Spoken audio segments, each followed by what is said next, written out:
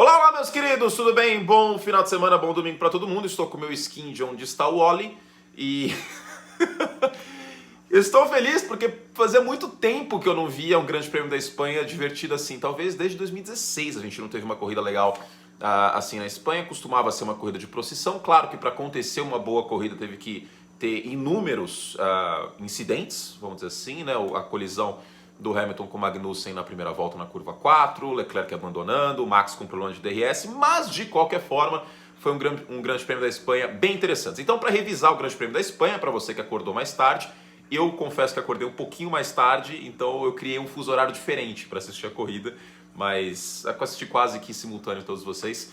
Vamos lá, vencedores e perdedores desta última etapa do Mundial de Fórmula 1. Vamos começar com o Circuito de Barcelona como vencedor, porque como eu falei, tradicionalmente essa é uma pista que tem corridas chatas. Eu odeio o traçado de Barcelona, odeio, detesto. Em qualquer jogo que tenha Barcelona, eu evito correr lá. No Gran Turismo, Project Cars tem, não lembro. No Fórmula 1 2022, assistir corrida em Barcelona costuma ser uma grande procissão. Hoje não foi tanto assim, né? A gente viu mais ação na pista, o regulamento novo ajuda, né? Mesmo que o DRS tenha dado problema, o Max conseguiu perseguir o Russell por praticamente 10 voltas, 10, 15 voltas, foram 13, de perto, e foi bem interessante essa briga. Daqui a pouquinho no final do vídeo eu vou falar um pouco sobre o DRS, inclusive. Mas eu achei melhor corrida desde 2016, que foi quando teve aquele incidente na curva 4 também, né? Na curva 4, né? Onde teve a batida hoje do Magnussen com o Hamilton, ou foi na 3? Agora na 3, entre Rosberg e Hamilton, né? E foi o ápice, eu acho, da treta, da Guerra de Prata naquele ano.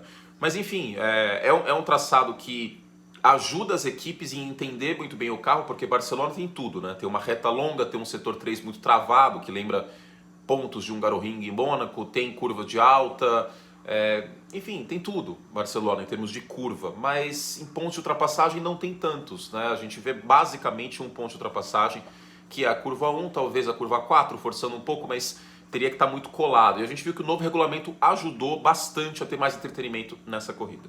O segundo vencedor, obviamente, Max Verstappen, né? O DRS com problemas, o Max completamente enlouquecido no rádio, uma coisa assim.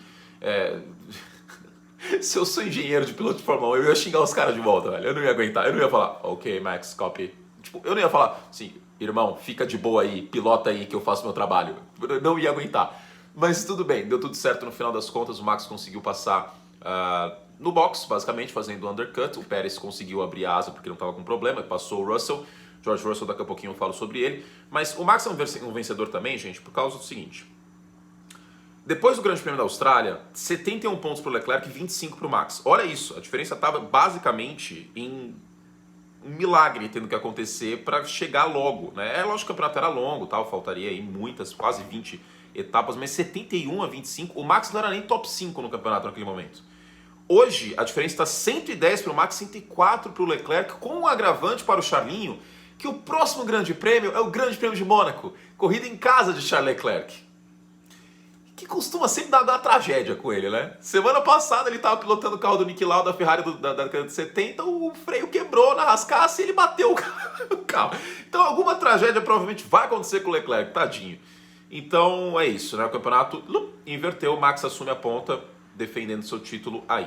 George Russell mais uma vez em pelo menos quinto lugar, mais um pódio para ele, vencendo um dos pilotos mais consistentes e não está sentindo o peso de estrear na Mercedes de vez, né? Porque ele já tinha feito uma corrida no Bahrein, tal, mas agora de fato uma temporada inteira no comando da Mercedes, de uma das Mercedes, e de estar na Mercedes no momento que a Mercedes não tem o melhor carro, né? Usando aquela lendária frase que o Senna falou no início de 94, infelizmente aconteceu o que aconteceu.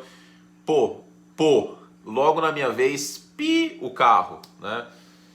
Foi mais ou menos assim a frase, acho que a frase é diferente. É que não vai dar pra falar os palavrões, mas enfim, o contexto é que em 94, tendo tirado o freio ABS, suspensão ativa, etc., a Williams não tinha um carro tão dominante como teve em 92, 93.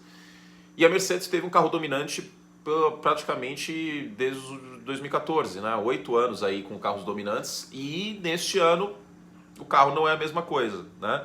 Mas o Russell está tirando o melhor desse carro da Mercedes, conseguiu segurar o Max no que deu, né? Segurou o Pérez também muito no que deu. Aqui DRS na reta, ainda mais com o carro da Red Bull, discutivelmente sendo o melhor carro de reta de alta velocidade da Fórmula 1, aí ficaria difícil. Mas a gente vê um carro da Mercedes que golfinha menos, a gente vê um carro da Mercedes que teve mudança no piso do carro, inclusive. Eu falei isso no vídeo dos membros no final da semana, no final da semana passada.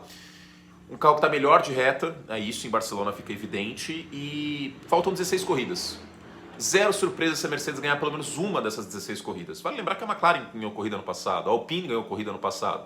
Né? Mesmo que a situação não seja das melhores aí na equipe do Toto Wolff, dá para imaginar que ganhe pelo menos uma corrida. Agora resta saber, vai ser Hamilton ou vai ser Russell? Russell nunca venceu um grande prêmio, e o Hamilton venceu pelo menos um grande prêmio em todas as temporadas que disputou. Fernando Alonso, só a segunda pontuação dele nessa temporada, trocou o componente do motor, largou na última fila e terminou em nono. Eu sei, é pouco, né, colocar o Alonso como vencedor aqui, mas considerando que ele estava pilotando em casa, na Espanha, e o momento é terrível para o Alonso no campeonato, né? A gente nunca viu um companheiro de equipe dar um baile no Alonso como está vendo em 2022. O Ocon está pontuando com consistência e ficando na frente do Alonso com consistência, inclusive hoje. Mas de qualquer forma, considerando o contexto que foi para último e ainda conseguiu pontuar em casa, eu acho que uma menção honrosa ao Alonso é muito válido. Eu não vou colocar aqui o Bottas de novo como menção honrosa, porque eu devo fazer um vídeo sobre o Bottas da minha teoria do limite de capacidade. Né? Tem pilotos que são bons em equipes medianas e ruins em equipes de ponta. Nessa semana eu devo fazer esse vídeo ainda. Mas também menção honrosa para o Bottas. Lewis Hamilton, né, teve um incidente na curva 4.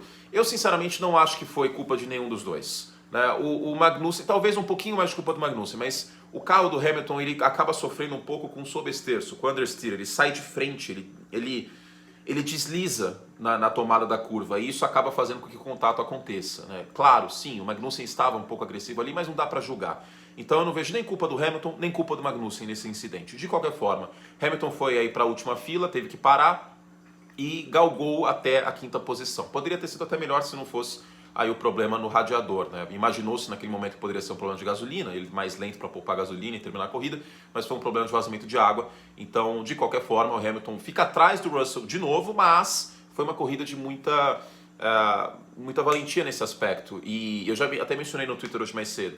Pô, o que vão fazer para menosprezar esse feito? Porque quando o Hamilton ficava no final do grid, como foi na Sprint Race no Brasil, e galga posições e termina bem, porque ele tem o melhor carro. Dessa vez ele não tem o melhor carro, claramente. O momento do Hamilton é bom? Não, o momento do Hamilton não é bom. A equipe não está ajudando, né, como um todo, e a sorte principalmente não está ajudando. Sorte que sim, esteve do lado do Hamilton muitas vezes. Mas a competência ficou clara hoje. Um adendo, eu sinceramente não sei se foi blefe ou não, mas eu não gostei de ouvir o Hamilton dizendo para a equipe vamos poupar o motor porque não vai dar para chegar em lugar nenhum. O semblante do Hamilton não me parece tão afiado nesse ano, não vou negar. Mas tem que considerar o contexto. Né? O Hamilton não tem um carro forte de brigar por corrida sim, corrida também. Pela primeira vez em muito tempo, talvez desde 2009, desde o início da década passada, final da outra década, o Hamilton não tem um carro como esse nas mãos. E um carro teoricamente fraco como esse nas mãos. Agora, a Mercedes melhorando e talvez esse desempenho, né, de ter pensado até em abandonar e conseguir chegar nos pontos, conseguir chegar em quinto, pode ser uma mudança de chavinha para o Hamilton no resto do campeonato. Vamos ver o que acontece. E a Mercedes como um todo, né, vencedora, porque o carro apresentou melhora, mas continua tendo atrapalhadas, né, e a sorte não está do lado aí da equipe Mercedes AMG Petronas. Vencedores é isso. Perdedores, Charles Leclerc, porque tá numa sequência complicada, né? Em Imola ele errou na variante alta, perdeu aí a sequência de buscar o Max. Em Miami também errou, acabou não batendo, não saindo da pista, mas também se complicou. E agora um problema que ele não teve culpa, né? Aliás, foi muito fofo o Leclerc abraçando os mecânicos depois, indo falar com o Mattia Binotto. Mas é complicada a situação, assim, não tem nada de racionalidade. Vocês sabem que eu sou uma pessoa muito racional, muito lógica. Mas não tem nada de racionalidade disso que eu vou falar agora.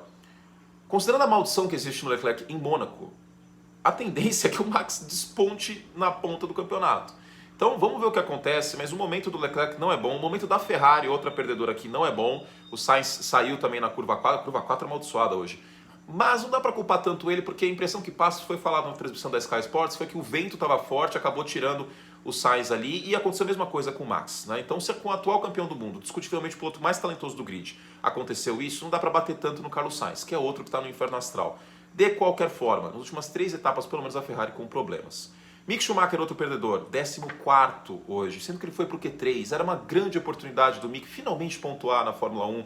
E eu constantemente estou colocando o Mick Schumacher aqui nos perdedores. Complicado, viu? Albon, 18º. Tadinho do Albon, aí é sacanagem. Mas a Williams é o pior time nos construtores nesse momento, com 3 pontos.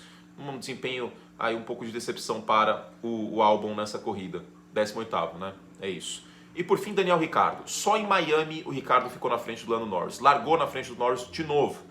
E não pontuou hoje no Grande Prêmio da Espanha. Só em Miami, que o Norris não terminou a corrida, o Ricciardo ficou na frente dele nessa temporada.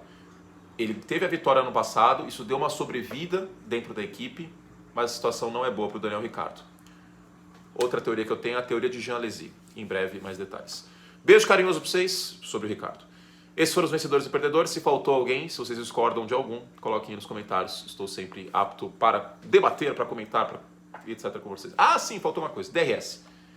A disputa do Max com o Russell, quando o DRS do Max não estava funcionando, estava piscando, né? Estava abrindo e fechando, enfim, foi bem interessante. E aí eu coloco o questionamento aqui. Será que DRS ilimitado, não do trajeto, mas quantidades ilimitadas de DRS, será que esse é o bom? Será que dá uma limitação, tipo, poder usar o volta sim, volta não?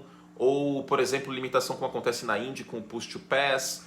Eu não sei se toda hora poder abrir o DRS é bom em termos de entretenimento. Ele é necessário ainda, porque os carros são muito grandes, tem pista que é muito estreita. Pô, o Ricardo, por exemplo, sem DRS é assim insuportável de assistir. Mas talvez uma limitação, porque a gente teve uma disputa bem legal, interessante. Eu tava tipo, com o olho arregalado vendo o Max perseguindo o Russell e o Russell brilhantemente defendendo.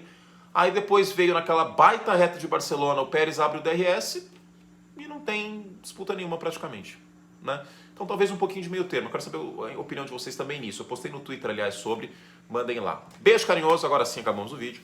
Até a próxima. Tchau.